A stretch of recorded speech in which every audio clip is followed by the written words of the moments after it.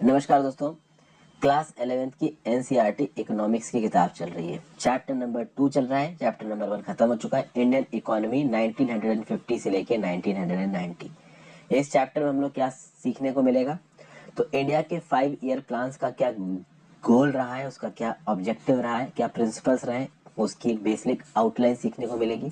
फिर अलग अलग सेक्टर्स में क्या क्या डेवलपमेंटल पॉलिसीज रही है, एग्रीकल्चर में, इंडस्ट्री में 1950 से 1990 के पीरियड में, ये सीखने को मिलेगी। रेगुलेटेड इकोनॉमी के मेरिट्स क्या होते हैं, फायदे क्या हैं, और उसके डिसएडवांटेजेस, लिमिटेशंस क्या क्या है, ये सब हमको सीखने को मिलेगा। अगर आप पहले 5 ईयर प्लान की बात करो तो यहाँ पे देखिए कुछ बात बोली गई है। The central objective of planning in India is to initiate a process of development which will raise the living standards and open out to the people new opportunities for a richer and more varied life। यानी कि planning का objective क्या है India में कि भाई एक ऐसा डेवलपमेंट का प्रोसेस शुरू हो जिससे लोगों का रहने का, जीने का स्टैंडर्ड बढ़े, उनकी क्वालिटी ऑफ लाइफ बढ़े, और कहीं ना कहीं लोगों के पास ये अपॉर्चुनिटी आए कि वो अपनी क्वालिटी ऑफ लाइफ को सस्टेन कर सके, एक अच्छी लाइफ जी सके अपने दम पे, एक रिच और वेलाइड लाइफ जी सके। रिच का मतलब यहाँ नहीं, ये नहीं है कि बिल्कुल ही अमीरत में जिए, एक अच्छी लाइफ जी सके। तो जो पुराना गरीब हरबू किसान जिस प्रकार की गंदी जिंदगी जिया करता था, उससे बेटर जी सके। 15 अगस्त 1947 को हमको आजादी मिली। भैया India woke up to a new dawn of freedom. अब हम लोग अपनी डेस्टिनी के कुछ खुद डिसाइड करने वाले थे। 200 साल की गरीबी थी और नेशनल बिल्डिंग का काम दिया गया हमारे कुछ लीडर्स को। मैं आपको एक बात बता दूं, जो सबसे गरीब तबका था ना हमारे देश का, उसके ऊपर आजादी का बहुत सालों तक कोई फर्क पड़ा नहीं। इनफैक्ट उसकी और हालत खराब हो गई। मैं आपको एक एग्जांपल देना चाहूंगा। आपने गैंग्स ऑफ वासेपुर करके एक मूवी अगर देखी हो तो उसमें वो जो रामाधीर सिंह होता है, वो अपने जो होता है ना कि बाहुबली को समझा रहा होता है, जो सरदार खान का फादर बना होता है उसमें, कि आजादी के बाद जो किसान है, जो माइन वर्कर है, उनको क्या लग रहा है कि भाई तनख्वाह ज्यादा मिलेगी, लेकिन अंग्रेजों के पास पैसा था तनख्वाह देने के लिए। आजादी के बाद जो सरकार आई उसके पास तो पैसा भी नहीं था। तो कुल मिला के जो सबसे गरीब तबका था ना, आजादी आने के बाद वो थोड़ा और परेशान हुआ है। जो लीडर्स थे इंडिपेंडेंट इंडिया के, उनको एक इकोनॉमिक सिस्टम चूज करना था। दो प्रकार के इकोनॉमिक सिस्टम उस समय पे एग्जिस्ट करते थे। एक तो था आपका कैपिटलिज्म, ठीक है, पूंजीवाद। एक था आपका सोशलिज्म। सोशलिज्म और जो आपका कम्युनिज्म होता है उसके बीच के फर्क को नहीं समझा रहा हूँ। कैपिटलिज्म में प्राइवेट ओनरशिप है और आपका सोशलिज्म में सब कुछ सरकार के पास रहता है, सब कुछ सरकार की ओनरशिप के अंदर रहता है। तो बेसिकली ये दो प्रकार के इकोनॉमिक सिस्टम थे। हमारे लीडर्स के पास ऑप्शन थे कि हम क्या चुनना चाहते हैं। ठीक है भाई। तो अब अगर आप इकोनॉमिक सिस्टम की बात करो तो यहाँ पे बॉक्स नंबर 2.1 में इकोनॉमिक सिस्टम्स के बारे में कुछ बातचीत कर रखी है, इसको समझते हैं। बेसिकली हर सोसाइटी में कुछ बेसिक सवालों के जवाब देने बहुत जरूरी होते हैं कि एक देश में उस देश की जरूरतों के लिए क्या गुड्स और सर्विसेज पैदा करने चाहिए, उन गुड्स और सर्विसेज को कैसे पैदा करना चाहिए, और should producers use more human labour और मोर कैपिटल्स फॉर प्रोड्यूसिंग थिंग। तो क्या थिंग्स को प्रोड्यूस करने के लिए ज्यादा ह्यूमन लेबर चाहिए या ज्यादा मशीन चाहिए? तो मशीनीकरण ज्यादा करना है या आपको लेबर इंटेंसिव इकोनॉमी रखनी है? और जो गुड्स और सर्विसेज प्रोड्यूस हो रहे हैं उनको लोगों के बीच में कैसे बांटना है? ये कुछ एक बेसिक सवाल होते हैं इकोनॉमी के। अब इन बेसिक सवालों का जवाब दिया जाए तो पहला जवाब दिया जा सकता है मार्केट फोर्सेस पे। आप मार्केट फोर्सेस पे छोड़ दो कि आपको क्या प्रोड्यूस करना है, क्या प्रोड्यूस नहीं करना है। मार्केट फोर्सेस डिमांड और सप्लाई के नियम पे चलती हैं। तो कैपिटलिज्म को फॉलो करते हो, जिसको आप कह सकते हो कि मार्केट फोर्सेस को फॉलो करते हो, कैपिटलिज्म मार्केट फोर्सेस एक ही चीज है। तो ये कॉन्सेप्ट क्या बोलेगा कि आप केवल उन गुड्स को प्रोड्यूस करिए, केवल उन सर्विसेज को प्रोड्यूस करिए जिनकी डिमांड है मार्केट में। डिमांड केवल उन गुड्स की होगी और वो लोग डिमांड करेंगे जिनके पास जेब में पैसा होगा कि भाई जब उनको वो गुड प्रोवाइड किया जाए वो उसका पेमेंट कर सके। तो अगर कार डिमांड में है तो कार बनाई जाएगी, अगर साइकिल डिमांड में है तो साइकिल बनाई जाएगी। तो अगर बनाने के प्रोसेस में लेबर सस्ता पड़ रहा है, लेबर से काम चल रहा है, तो लेबर को लगाया जाएगा। अगर मशीनीकरण से सस्ता पड़ रहा है लॉन्ग टर्म में तो मशीनें लगाई जाएंगी, लेबर कम कर दिया जाएगा। ठीक है भाई। मशीन ज्यादा एफिशिएंट तरीके से काम कर रही है, लेबर से गलतियां हो रही हैं, तो भाई कहीं ना कहीं प्रोडक्शन में फॉल्ट आ रहा है, डिफॉल्ट आ रहा है, एफिशिएंसी कम हो रही है, तो लेबर हटाया जाएगा, मशीनें लगाई जाएंगी। कुल मिला के एक कैपिटलिस्ट सोसाइटी में, कैपिटलिज्म में, मार्केट फोर्सेस में जहां पे फॉलो किया जाता है, वहां पे लोग जो मांगते हैं अपनी परचेजिंग पावर के हिसाब से, परचेजिंग पावर मतलब कि उनकी काबिलियत जो है चीजों को खरीदने की, उसके हिसाब से चीजें पैदा की जाएंगी। तो डिमांड होनी चाहिए, डिमांड के हिसाब से काम हो रहा है, लेकिन उस डिमांड के पीछे परचेजिंग पावर होनी चाहिए। तो भाई जो गरीब है, जो कि अर्बन इलाकों में आके काम करता है, उसकी भी तो डिमांड है कि उसको रहने के लिए घर चाहिए। बट क्या रहने के लिए घर मिल जाता है? नहीं मिलता है। क्यों नहीं मिलता है? क्योंकि उस गरीब के पास पैसा नहीं है देने के लिए। तो डिमांड एंड सप्लाई के नियम पे काम होता है, लेकिन जो डिमांड हो रही है उसके पीछे जो डिमांड करने वाले लोग हैं उनके पास परचेजिंग पावर होनी चाहिए, और गरीब के पास परचेजिंग पावर नहीं होती है। समझ गया बात को? इस प्रकार का जो कैपिटलिज्म वाला सिस्टम था, हमारे पहले प्रधानमंत्री जवाहरलाल नेहरू जी को पसंद नहीं आया। उन्होंने बोला भाई ऐसे तो हमारा देश गरीब है और गरीब होता चला जाएगा, तो ये कैपिटलिज्म, कोर कैपिटलिज्म तो हम नहीं पकड़ सकते। नेहरू साहब ने ये बोला। आगे बढ़ने से पहले वीडियो पे लाइक का बटन दोस्तों, अगर अब तक आपने इस वीडियो को शेयर नहीं किया है, इस चैनल को शेयर और सब्सक्राइब नहीं किया तो बिल्कुल कर दीजिए। ज्वाइन बटन दबा के मुझे हेल्प कर सकते हैं। एनसीईआरटी क्लास 6 से लेके क्लास 12 तक की economics, polity, geography, history, science सबकी किताब मैंने आपके लिए बना रखी है या बना रहा हूँ, तो आप ज्वाइन बटन दबा के हेल्प कर सकते हो। स्पेक्ट्रम लक्ष्मीकांत भी ऑलमोस्ट कंप्लीट हो चुकी है। इंस्टाग्राम पे फॉलो करके आप अपने जेन्युइन डाउट्स पूछ सकते हो। टेलीग्राम ग्रुप को ज्वाइन कर लीजिए, टेलीग्राम ग्रुप का लिंक नीचे दे रखा है, वहां पे आपको मेरे बाकी करंट अफेयर्स के लेक्चर्स की पीडीएफ मिल जाएगी। मेरे जो भी वीडियोस में अपडेट करता हूँ उनको लिंक भी मैं टेलीग्राम में शेयर कर देता हूँ। जिन वीडियोस की नोटिफिकेशन आपको नहीं जाती है उन वीडियोस की नोटिफिकेशन आपको टेलीग्राम में मिल जाएगी। तो ज्वाइन बटन, टेलीग्राम और इंस्टाग्राम का लिंक नीचे डिस्क्रिप्शन बॉक्स में दिया हुआ। तो हमने कैपिटलिज्म सिस्टम की बात कर ली थी, अब हमने बात करते हैं सोशलिस्ट सोसाइटी की। सोशलिस्ट सोसाइटी में चीजें एकदम सिंपल हो जाती है। क्यों? क्योंकि अब हर चीज यहाँ पे गवर्नमेंट डिसाइड करेगी।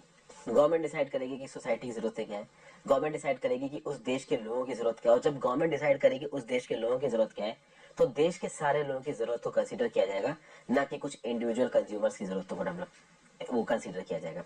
तो भाई प्राइवेट कंपनीज क्या कर रही थी और कैपिटलिज्म क्या कर रहा था कि कुछ इन्फ्लुएंशियल लोग, तो मान लीजिए कि 1000 लोग भी पूरे इंडिया में ऐसे मिल गए जो कि BMW का टॉप मॉडल खरीदना चाहते हैं, जो कि 80 लाख का मार्केट में आ रहा है, तो 80 लाख इंटू 1000 कर दीजिए, आप देख लीजिए कितने हो गए।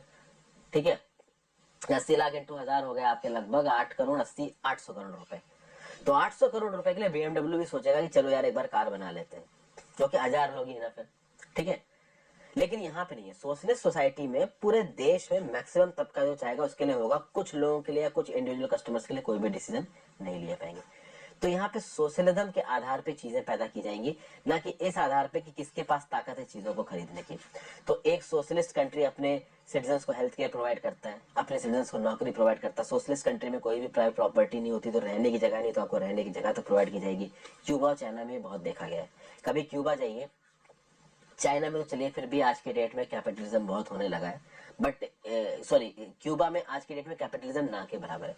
चाइना में तो देखिए प्राइवेट ओनरशिप बहुत आ गई है, उनकी इकोनॉमी आगे बढ़ गई है। तो China is a curious mix of socialism and capitalism. उनकी इकोनॉमी कैपिटलिस्ट आइडियोलॉजी पे काम करती है, उनका एडमिनिस्ट्रेशन अभी भी सोशलिज्म की तरह चलता है। क्यूबा में दोनों, चाहे उनकी इकोनॉमी हो चाहे उनका एडमिनिस्ट्रेशन हो, वो सोशलिस्ट तरीकों से चलता है। तो क्यूबा में चाहे हेल्थ केयर हो, चाहे लोगों को खाना प्रोवाइड करना हो, कार्य प्रोवाइड करना हो, रहने के लिए घर प्रोवाइड करना हो, सब सरकार करती है। अब बिल्कुल कोर सोशलिस्ट आइडियोलॉजी पे चले जाना, ये भी जवाहरलाल नेहरू जी को पसंद नहीं है, इसके बारे में भी बात करेंगे। मिक्स्ड इकोनॉमीज क्या होती है? मिक्स्ड इकोनॉमीज में कैपिटलिज्म और सोशलिज्म दोनों अपना काम करते हैं। तो एक मिक्स्ड इकोनॉमी में इन 3 क्वेश्चन का कैसे जवाब दोगे? कौन से 3 क्वेश्चन? ये शुरू वाले 3 क्वेश्चन कि कौन से गुड सर्विसेज को पैदा करना है, कैसे पैदा करना है और कैसे लोगों के बीच में बांटना है और किसके थ्रू पैदा करना है। इन 3-4 सवालों का जो जवाब है वो मिक्स्ड इकोनॉमी में आपको सोशलिज्म और कैपिटलिज्म को मिला के मिलेगा। तो भाई जिन लोगों को वो गुड्स एंड सर्विसेज चाहिए जो उनको परचेज कर सकते हैं, तो उनको वो भी अवेलेबल करवा दो, और एसेंशियल गुड्स और सर्विसेज की रिस्पॉन्सिबिलिटी कौन ले लेगी? सरकार ले लेगी। तो ये हो जाएगा मिक्स्ड इकोनॉमी का कंसेप्ट, और कुछ ना कुछ इंडिया में इसी मिक्स्ड इकोनॉमी के कंसेप्ट को पकड़ा गया। बिल्कुल कोर सोशलिज्म को जवाहरलाल नेहरू जी फॉलो नहीं करना चाहते थे। जिस प्रकार का सोशलिज्म सोवियत यूनियन में चल रहा था ना, कि भाई सारे फैक्ट्रीज को, सारे फार्म्स को, सारे जमीनों को सरकार ओन कर रही है, ये नेहरू जी नहीं चाहते थे। नेहरू जी ये नहीं चाहते थे कि भाई प्राइवेट प्रॉपर्टी को, प्राइवेट इनिशिएटिव को आप जीरो कर दो, क्योंकि कहीं ना कहीं नेहरू जी इस बात को जानते थे कि इंडस्ट्रियल प्रोग्रेस और इंडस्ट्रियल रेवोल्यूशन कितना ज्यादा जरूरी है। तो कहीं ना कहीं एक क्यूरियस मिक्स चाहिए था सोशलिज्म और कैपिटलिज्म का, जिसमें सोशलिज्म हावी हो बट कुछ हद तक कैपिटलिज्म भी हो। ये चाहते थे कौन? ये चाहते थे हमारे प्रधानमंत्री नेहरू जी और बाकी जो लीडर्स थे हमारे इंडियन नेशनल कांग्रेस के। ठीक है भाई, तो एक्सट्रीम वर्जन ऑफ कैपिटलिज्म नहीं पसंद था नेहरू जी और बाकी लीडर्स को, ना ही एक्सट्रीम वर्जन ऑफ सोशलिज्म। लेकिन कहीं ना कहीं थोड़ी बहुत सोशलिज्म की तरफ झुकाव था नेहरू जी का और हमारे बाकी लीडर्स को, और एक ऐसा ही इकोनॉमिक सिस्टम वो सामने लेके आए। ओके, तो वो बेस्ट फीचर्स ऑफ सोशलिज्म को अडॉप्ट करना चाहते थे और limited good features of capitalism को अडॉप्ट करना चाहते थे।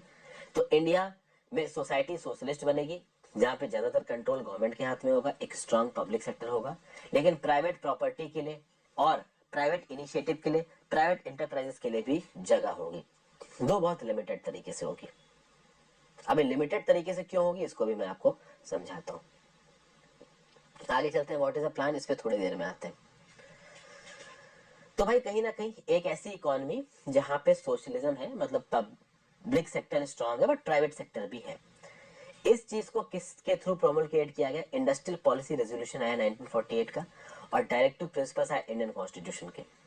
1950 में प्लानिंग कमीशन बनाया गया, प्लानिंग कमीशन के चेयरमैन थे आपके प्राइम मिनिस्टर साहब। 5 ईयर्स के हिसाब से यहाँ पे प्लानिंग करनी शुरू की गई। 5 ईयर्स के हिसाब से प्लानिंग सोवियत यूनियन में भी की जाती थी उनके सोशलिस्ट सिस्टम के अंदर, कुछ ना कुछ ये 5 ईयर प्लान इंडिया में भी चलाया गया, लेकिन उस हिसाब के सोशलिज्म को फॉलो नहीं किया गया जिस हिसाब का सोशलिज्म आपका सोवियत यूनियन में फॉलो किया जा रहा था। अब बात करते हैं हमारे देश के 5 ईयर प्लान का गोल क्या था। जब भी कोई प्लान बनाया जाता है, प्लान से पता चलता है कि भाई प्लान एक ऐसा मोडस ऑपरेंडी है, काम करने का तरीका, समझ लीजिए प्लान। 5 ईयर प्लान का गोल क्या था हमारे यहाँ पे? Growth, modernisation, self reliance, equity, ये 4। ग्रोथ, मॉडर्नाइजेशन, सेल्फ रिलायंस और इक्विटी, ब्रॉड शब्द में बोलो तो हमारे 5 ईयर प्लान ये करने की कोशिश करेंगे, और इनको जितना ज्यादा हो सके उतने बराबर तरीके से करने की कोशिश करेंगे। हाँ, ये अलग बात है कि अब हमारे पास रिसोर्सेज इतने कम है कि हम सब कुछ बराबर तरीके से नहीं कर सकते और अनलिमिटेड तरीके से नहीं कर सकते। किसी एक चीज को प्राइमरी इंपॉर्टेंस देनी पड़ेगी, कभी किसी चीज को सेकेंडरी इंपॉर्टेंस देनी पड़ेगी, लेकिन कॉन्ट्रडिक्शन नहीं होनी चाहिए। जो 4 मैंने आपको गोल बताए हैं कि भाई ग्रोथ होनी चाहिए, मॉडर्नाइजेशन होना चाहिए, सेल्फ रिलायंस होना चाहिए, इक्विटी होना चाहिए, एक दूसरे के साथ बैलेंस होने चाहिए। सबसे पहले बात करते हैं ग्रोथ की। ग्रोथ का मतलब क्या है कि एक कंट्री की कैपेसिटी, एक कंट्री की काबिलियत कि वो किस हद तक अपनी गुड्स और सर्विसेज को बढ़ा सकते हैं। गुड्स और सर्विसेज को बढ़ाने के लिए आपका इंफ्रास्ट्रक्चर तगड़ा होना चाहिए, यानी आपका प्रोडक्टिव कैपिटल तगड़ा होना चाहिए।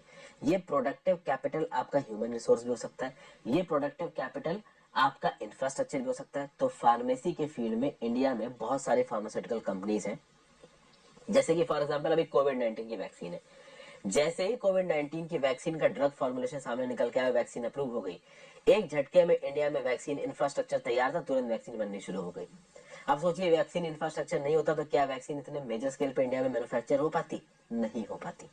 तो ये क्या है? ये प्रोडक्टिव कैपिटल है, यानी कि इमीडिएटली आपने चीजें इंप्लीमेंट कर दी। तो कल की डेट में अगर आईफोन को एक टैबलेट लॉन्च करना है और उसके डिजाइनिंग अमेरिका में वो लोग कर चुके हैं, एक नए प्रकार का टैबलेट लॉन्च करना है, तो क्या उस टैबलेट को इंस्टेंट तरीके से बनाने का इंफ्रास्ट्रक्चर इंडिया के पास है? नहीं है, चाइना के पास है।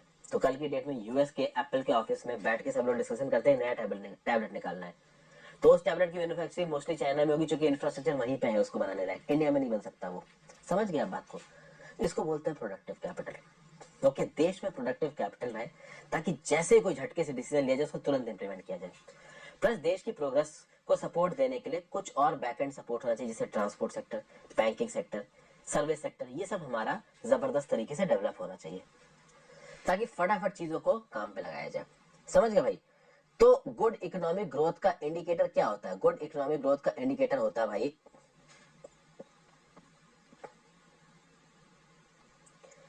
कि भाई आपकी जीडीपी बढ़ रही है, आपकी इकोनॉमिक ग्रोथ हो रही है। कैसे पता चलेगा? जीडीपी कितनी बढ़ रही है। तो इस साल आपकी जीडीपी कितने परसेंट बढ़ी, पिछले साल आपकी जीडीपी कितने परसेंट बढ़ी थी, इस बेसिस पे आपको पता करते हो कि आपके यहाँ पे एक्चुअली में इकोनॉमिक एक्टिविटी कितनी हो रही है। जीडीपी क्या है?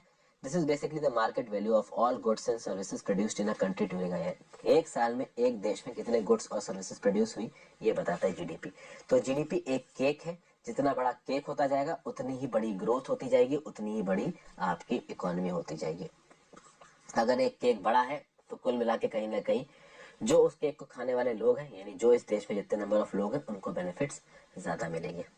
और इस चीज को करने की कोशिश की थी हमारे 5 ईयर्स प्लान्स ने। ठीक है भाई? तो it is necessary to produce more goods and services the people of India to enjoy a more rich and varied life. तो एक रिच और वेरिड लाइफ को जीने के लिए आपको केक बड़ा करना पड़ेगा, अपना ही जीडीपी बड़ी करनी पड़ेगी। अगर आप बात करो जीडीपी कैसे कैलकुलेट की जाती है एक कंट्री की, तो जो अलग अलग सेक्टर है इकोनॉमी के, जैसे कि एग्रीकल्चर सेक्टर हो गया, प्राइमरी सेक्टर हो गया, इंडस्ट्रियल सेक्टर हो गया, सेकेंडरी सेक्टर हो गया, सर्विस सेक्टर हो गया, टर्शियरी सेक्टर हो गया, तो इन सेक्टर से जितना भी कंबाइंड इकोनॉमिक प्रोडक्शन हुआ उसको आप कैलकुलेट कर लो, वो बन जाएगी जीडीपी। ठीक है, एक कंट्री के इलाके के अंदर जितनी भी इकोनॉमिक एक्टिविटी हुई उसका मेजर होता है आपका जीडीपी। ठीक है भाई, और कितना बड़ा एग्रीकल्चर सेक्टर है, कितना बड़ा सर्विस सेक्टर है, कितना बड़ा इंडस्ट्रियल सेक्टर है, ये बताता है उस इकोनॉमी का स्ट्रक्चरल कंपोजिशन। अगर आप कुछ कंट्री की बात करिए तो कुछ कंट्री में एग्रीकल्चर एक लिमिट से ज्यादा जीडीपी में कंट्रीब्यूट करेगा और कुछ समय के बाद वो ना के बराबर करेगा। जैसे कि शुरुआत में जब यूएसए एक नेसेंट कंट्री थी, उस समय पे यूएसए की इकोनॉमी में सबसे बड़ा कंट्रीब्यूटर कौन था? एग्रीकल्चर। आज की डेट में यूएसए की इकोनॉमी एग्रीकल्चर केवल 1% ऑफ जीडीपी है।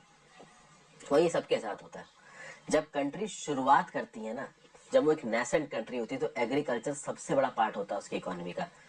जैसे कि जब हमारा देश आजाद हुआ तो उस समय पे कह सकते हो कि 60-70% हमारी इकोनॉमी का एग्रीकल्चर था, लेकिन आज की डेट में एग्रीकल्चर हमारी इकोनॉमी का मुश्किल से 15% के लगभग है। ठीक है, मॉडर्नाइजेशन की बात की जाए, अभी हम उन 4 प्रिंसिपल्स की बात कर रहे हैं जो कि 5 ईयर प्लान्स ने प्रमोट करने की कोशिश की है। गुड्स और सर्विसेज को एफिशिएंट तरीके से और अच्छी क्वालिटी का अगर आपको पैदा करना है तो कहीं ना कहीं नई टेक्नोलॉजी को आपको अडॉप्ट करना पड़ेगा, और इस नई टेक्नोलॉजी को अडॉप्ट करने की प्रोसेस को आप बोलते हो modernisation. As simple as that. जैसे कि फॉर एग्जांपल, अगर एक फार्मर को अपने फार्म में आउटपुट बढ़ाना है तो वो नए प्रकार की सीड वैरायटीज इस्तेमाल कर सकता है, पुरानी हटा सकता है। ये क्या है? ये मॉडर्नाइजेशन है। पेस्ट रेजिस्टेंट वैरायटीज आ रही है, जेनेटिकली मॉडिफाइड वैरायटीज आ रही है, हालांकि वो कितनी एफिशिएंट है इसके ऊपर एक सवाल है, बट कहीं ना कहीं this is a part of modernisation. नई प्रकार की मशीनों का प्रयोग करके एक फैक्ट्री अपने आउटपुट को बढ़ा सकता है, तो नई टेक्नोलॉजी की मदद से अपने प्रोडक्शन को बढ़ाना, अपनी प्रोडक्टिव कैपेसिटी को बढ़ाना, इसको बोला जाता है मॉडर्नाइजेशन। तो मॉडर्नाइजेशन का मतलब केवल नई टेक्नोलॉजी का प्रयोग नहीं है। मॉडर्नाइजेशन का मतलब ये भी होता है कि आप अपने सोशल आउटलुक को बदलो। तो नए टेक्नोलॉजी के प्रयोग से आप अपनी प्रोडक्टिव कैपेसिटी को बढ़ा रहे हो, बढ़िया बात है, लेकिन एट द सेम टाइम आप अपने सोचने के तरीके को बदल रहे हो, ये भी उतना ही इंपॉर्टेंट है। जैसे कि फॉर एग्जाम्पल, जो हमारी ट्रेडिशनल सोसाइटी हुआ करती थी वहां पे वुमेन को दबाया जाता था, तो क्या आज की डेट में आप वुमेन को दबा दोगे? आज की डेट में तो वुमेन को मेन के बराबर समझा जाता है ना, और women are basically 50% of the Indian population. तो अगर आप हमारे देश की 50% पॉपुलेशन को दबा दोगे तो देश क्या ही प्रोग्रेस करेगा? तो देश को प्रोग्रेस करने के लिए मॉडर्नाइजेशन की जरूरत है, और मॉडर्नाइजेशन के लिए आपको मॉडर्न सोसाइटी लेके आनी है, अपने दकियानूसी ख्यालात को हटाना है। तो वुमेन के टैलेंट को बैंक में, फैक्ट्री में, स्कूल्स में इस्तेमाल करना है ताकि सोसाइटी प्रॉस्परस हो। ठीक है भाई, तो ये भी एक प्रकार का मॉडर्नाइजेशन है। तो मॉडर्नाइजेशन सिर्फ इकोनॉमिक टर्म्स में यहाँ पे बात नहीं करनी है, मॉडर्नाइजेशन का यहाँ पे एक बहुत वेराइड मीनिंग है। ठीक है, उसके आगे अगर बात की जाए, नेक्स्ट चीज यहाँ पे निकल के आती है सेल्फ रिलायंस। ओके, तो भाई कहीं ना कहीं एक नेशन की इकोनॉमिक ग्रोथ हो रही, मॉडर्नाइजेशन हो रहा है, वो अपने रिसोर्सेज का इस्तेमाल कर रहा है। अब ये मॉडर्नाइजेशन और इकोनॉमिक ग्रोथ किसके दम पे कर रहा है? अपनी बनाई हुई चीजों के दम पे कर रहा है या दूसरे देश की बनाई हुई चीजों के दम पे कर रहा है? आज की डेट में हम चाइना को उतने पोटेंट तरीके से जवाब नहीं दे सकते। क्यों नहीं दे सकते? क्योंकि हम चाइना के ऊपर डिपेंडेंट है बहुत सारे इंपोर्ट्स को लेके। अगर ये सेल्फ रिलायंस हमारे पास होता, अगर हम बल्क ड्रग्स के लिए, अगर हम इंडस्ट्रियल पार्ट्स के लिए, अगर कार की मशीनरी के लिए, अगर सेमीकंडक्टर्स के लिए हम चाइना पे डिपेंडेंट नहीं होते, तो क्या हम चाइना को फॉरेन पॉलिसी में एक अच्छा जवाब दे पाते? बिल्कुल दे पाते, लेकिन आज की डेट में हमें चुप रहना पड़ जाता है, चाइना के प्रोपोगेंडा को झेलना पड़ जाता है। तो सेल्फ रिलायंस पे फोकस दिया 5 ईयर प्लान ने। हालांकि इस फोकस देने से भी कुछ आज तक हुआ नहीं है, क्योंकि सरकारों ने चीजों को ठीक से इंप्लीमेंट नहीं किया है। ओके, तो सेल्फ रिलायंस मतलब क्या है? कि आप अपनी प्रोडक्टिव कैपेसिटी को बढ़ाओ। कुल मिला के आप चीजों को अपने देश में बनाओ, ना कि उनको इंपोर्ट करके अपनी जरूरतों को पूरा करो। और हम आज की डेट में क्या कर रहे हैं? चीजों को इंपोर्ट करके अपनी जरूरतों को पूरा कर रहे हैं इंडिया में उनको प्रोड्यूस करने की बजाय। लेकिन कहीं ना कहीं कुछ सेक्टर्स में हमने दूसरों के ऊपर अपने रिलायंस को बंद भी किया है, जैसे कि फूड का सेक्टर। तो ग्रीन रेवोल्यूशन आया और हमारी जो डिपेंडेंस थी दूसरे कंट्रीज के ऊपर वो कम हुई है। कहीं ना कहीं हमने फॉरेन इन्फ्लुएंस को अपने ग्रीन रेवोल्यूशन के थ्रू कम किया है। हमारे पास आज के डेट में इतनी फूड सप्लाईज है कि हमको कहीं से इंपोर्ट करने की जरूरत नहीं, इनफैक्ट हम बाहर एक्सपोर्ट करते हैं।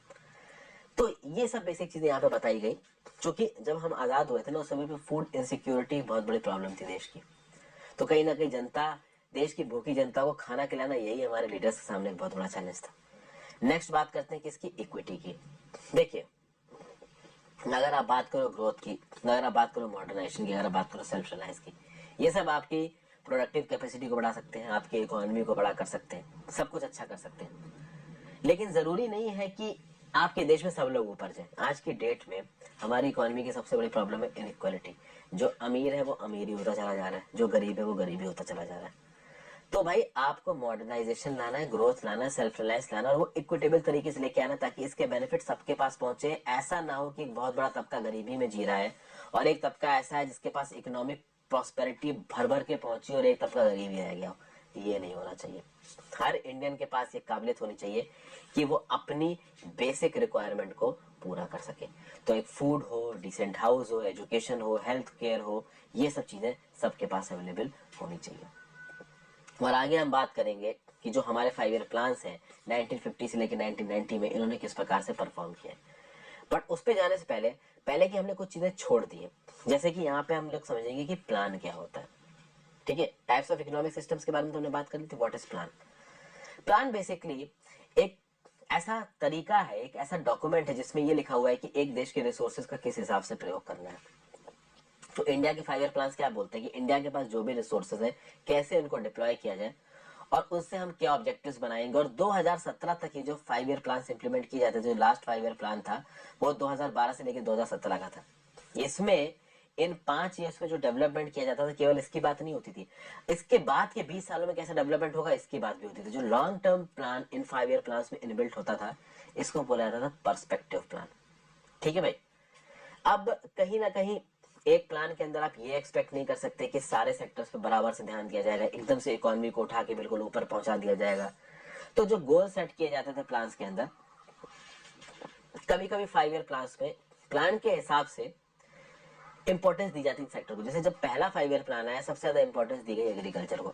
जब दूसरा 5 ईयर प्लान आया तो इंपॉर्टेंस दी गई किसको? इंडस्ट्रियल डेवलपमेंट को। तो प्लान टू प्लान वेरी करता था कि भाई सरकार कौन से सेक्टर को ज्यादा इंपॉर्टेंस देना चाह रही है। और कभी कभी जो गोल्स आप फिक्स करते हो ना प्लान्स के अंदर, वो एक दूसरे को कॉन्फ्लिक्ट कर सकते हैं। फॉर एग्जाम्पल, अगर किसी प्लान में आप देश में मॉडर्न टेक्नोलॉजी लाने की बात कर रहे हो, तो वो मॉडर्न टेक्नोलॉजी को लाने वाली बात एम्प्लॉयमेंट को बढ़ाने वाली बात के साथ कॉन्ट्रडिक्ट हो सकती है। क्योंकि जब आप मॉडर्न टेक्नोलॉजी लेके आओगे तो सब कुछ मशीनें करेंगी, मशीनें करेंगी तो जॉब क्रिएशन डिफिकल्ट हो जाएगा। तो यहाँ पे दो चीजें आपकी कॉन्फ्लिक्ट में आ गई। लेकिन किसी भी हाल में जो 4 मैंने आपको गोल्स बताए, कौन कौन से गोल्स? एक है आपका ग्रोथ, दूसरा है आपका मॉडर्नाइजेशन, तीसरा है आपका सेल्फ रिलायंस, चौथा है आपका इक्विटी। ये हर प्लान में होना चाहिए। ये बेसिक मिनिमम रिक्वायरमेंट थी और ये कहीं ना कहीं था। एग्जैक्टली 5 ईयर प्लान क्या करेंगे, कितना करेंगे, कैसे करेंगे, टाइम लिमिट के साथ, ये हमारे 5 ईयर प्लान ने फिक्स नहीं किया, करना चाहिए भी नहीं था। क्योंकि सोवियत यूनियन ने करने की कोशिश की थी और बहुत गलत तरीके से फेल हुए थे। मैं ये नहीं कहूंगा कि हमारे 5 ईयर प्लान एक बहुत बड़ी सक्सेस स्टोरी है। सक्सेस स्टोरी नहीं है तो फेलियर स्टोरी भी नहीं है। कहीं ना कहीं हमारे 5 ईयर प्लान फेल नहीं हुए दोस्तों, हमारे नेता फेल हुए, चाहे वो किसी भी पॉलिटिकल पार्टी के हो। और चाइना में सक्सेस उनके नेताओं की है, ना कि एज अ देश। जो कि रीजन भी है कि चाइना में जब किसी चीज को इम्प्लीमेंट किया जाता है ना, एक लॉन्ग टर्म अप्रोच के साथ इम्प्लीमेंट किया जाता है। और हमारे देश में सरकारें ये सोचती है कि 4 साल बाद 5 साल बाद जीते कैसे। तो इकोनॉमी की प्रोग्रेस से ज्यादा, देश के डेवलपमेंट से ज्यादा वो अगली बार जीत के कैसे आए, ये उनके लिए जरूरी होता है। फाइनली बात करते हैं the peculiar case of service sector India. जैसे जैसे कंट्री डेवलप करती है तो उस कंट्री की इकोनॉमी में स्ट्रक्चरल चेंज आता है। इंडिया में भी ये चेंज आया। तो शुरुआत में जब एक कंट्री नई नहीं बनती है तो ये बात लाजमी है कि उसमें एग्रीकल्चर का रोल सबसे बड़ा होता है और इंडस्ट्रियल सेक्टर और सर्विस सेक्टर का रोल छोटा होता है। ये बहुत लाजमी है, क्योंकि जब एक नई कंट्री बनेगी वो अंडर डेवलप्ड होगी। धीरे धीरे जब वो डेवलप होगी तो एग्रीकल्चर का रोल घटेगा, इंडस्ट्रीज और सर्विस सेक्टर का रोल बढ़ेगा। और नॉर्मल कर जो डेवलप्ड कंट्रीज देखी जाती है, जब एक कंट्री अंडर डेवलप से डेवलपिंग फेज में पहुंचती है, एग्रीकल्चर का रोल कम हो जाता है, इंडस्ट्रियल सेक्टर बहुत ज्यादा डोमिनेट करता है, सर्विस सेक्टर उठ रहा होता है। और जब वो कंट्री डेवलप्ड बन जाती है तब सर्विस सेक्टर बहुत मेजर रोल प्ले कर रहा होता है, इंडस्ट्रियल सेक्टर उसके बाद आता है, एग्रीकल्चर सेक्टर सबसे नीचे आता है। इंडिया में ऐसा नहीं है। इंडिया में प्रॉब्लम ये हुई है कि हम लोग सीधे अंडर डेवलप्ड फेज से डेवलप्ड फेज में पहुंच रहे हैं, डेवलपिंग स्किप हो रहा है। और डेवलप्ड फेज से पहुंच रहे हैं इसका मतलब ये नहीं कि हम एक्चुअली में डेवलप्ड कंट्री हो गए, बट हो ये रहा है कि हमारा एग्रीकल्चर सेक्टर नीचे जा रहा है, हमारा इंडस्ट्रियल सेक्टर ऊपर जा रहा है, हमारा सर्विस सेक्टर ऊपर जा रहा है, बट सर्विस सेक्टर को ज्यादा ही ऊपर जा रहा है, इंडस्ट्रियल सेक्टर उतना ऊपर नहीं जा रहा है। तो अगर आप बात करो जब हम आजाद हुए थे तो आजादी के बाद लगभग 60-70% हमारी जीडीपी एग्रीकल्चर से थी। 1990 आते आते आप देखोगे कि service sector is 41% of our economy. आज की डेट में भी सर्विस सेक्टर सबसे बड़ा आप कह सकते हो कंट्रीब्यूटर है। 24-25% इंडस्ट्रियल सेक्टर है, 15% के लगभग आपका एग्रीकल्चर है और बाकी 50-60% सर्विस सेक्टर है। तो कुल मिला के सर्विस सेक्टर डोमिनेट कर रहा है हमारे देश में। ऐसा क्यों हो रहा है, इस चीज को समझ पाना थोड़ा मुश्किल है। एक्चुअली मुश्किल नहीं है, काफी आसान है। इंडस्ट्रियल सेक्टर को डेवलप करने के लिए आपको अपना डेमोग्राफिक डिविडेंड डेवलप करना पड़ेगा, आपको अपना इंफ्रास्ट्रक्चर डेवलप करना पड़ेगा, सरकार को अपनी पॉलिसीज को एक कंसिस्टेंट तरीके से इंप्लीमेंट करना पड़ेगा। वो हमारे यहाँ पे हुआ नहीं है। सरकारों की पॉलिसियां सरकार के साथ बदल जाती हैं, ठीक है। लोग पढ़े लिखे है नहीं, स्किल्ड है नहीं, तो वैसे तो ह्यूमन रिसोर्स हमारे पास बहुत ज्यादा है, लेकिन उस ह्यूमन रिसोर्स के पास कोई स्किल नहीं है, तो उसको आप ग्राउंड लेवल पे एम्प्लॉय कर नहीं सकते। और चाइना जैसा इंफ्रास्ट्रक्चर है नहीं, तो हम तीनों चीजों में बेकार है। इंफ्रास्ट्रक्चर है नहीं तो बाहर की इंडस्ट्री क्या ही आके लगाएंगे हमारे यहाँ। तो हमारे यहाँ सर्विस सेक्टर एक लिमिट से ज्यादा बढ़ रहा है, खासकर 1991 के बाद सॉफ्टवेयर सर्विसेज में और बाकी सर्विसेज में सर्विस सेक्टर बहुत तेजी से बढ़ रहा है। अच्छी बात है ये, बट इंडस्ट्रियल सेक्टर का बढ़ाना भी जरूरी है। अभी के लिए इस आर्टिकल में इतनी बातें करेंगे। Thank you for watching this video friends. I hope आपको कुछ ना कुछ सीखने को मिला होगा। Have a great day.